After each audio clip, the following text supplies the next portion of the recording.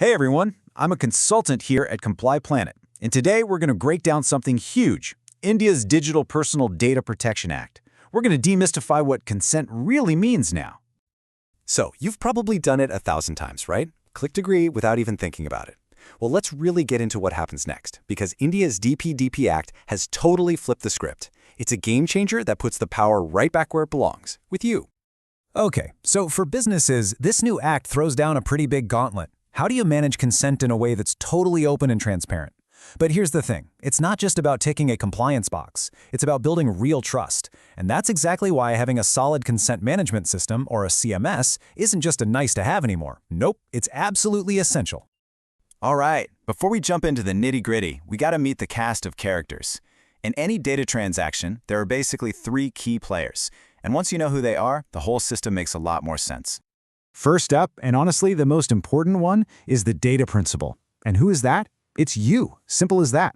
You're the person the data is about, which means you own it. You have the final say on how it gets used. You're basically the main character in this whole story.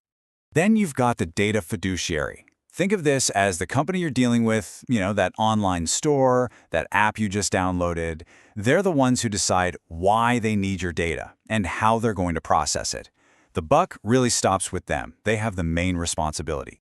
And rounding out our trio is the data processor. The easiest way to think about them is like a contractor hired by the data fiduciary to do a specific job. This could be the company that handles their cloud storage, or maybe the delivery service that needs your address to ship you a package. They don't make the decisions, they just follow the instructions given by the fiduciary. Okay, this is super important. Your consent, it's not a one-and-done deal. It's not just a single click that's forgotten. It has a whole life cycle. It's a journey. And that's what we focus on at ComplyPlanet. We help our clients build systems that map out that entire journey, because it's not about just checking a legal box. It's about respecting your choices from start to finish.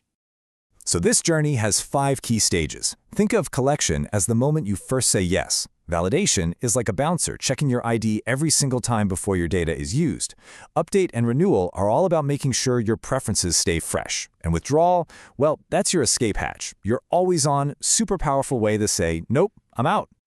Okay, check this out, because this is a huge deal. The way companies collect consent has completely changed. Remember those massive blocks of text where you just had to agree to everything?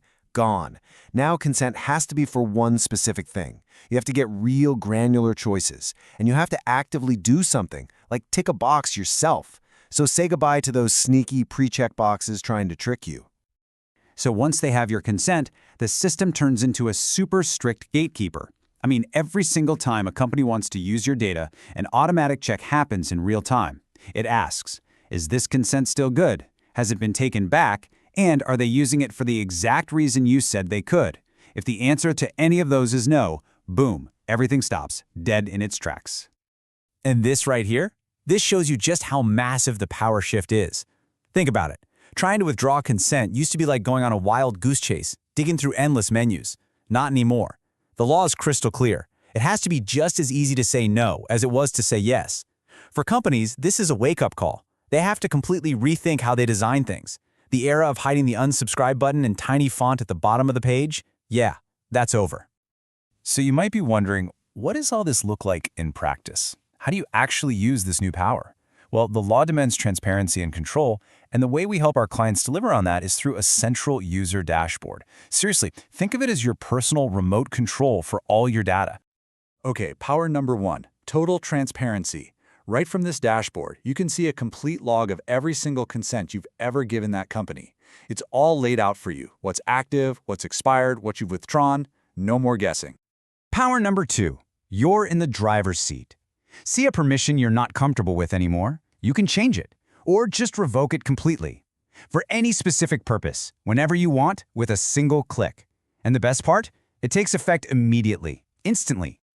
And your third power is a big one, the ability to do something about it if things go wrong. If you think your data is being misused or you have a request, you can file a formal complaint right through the dashboard.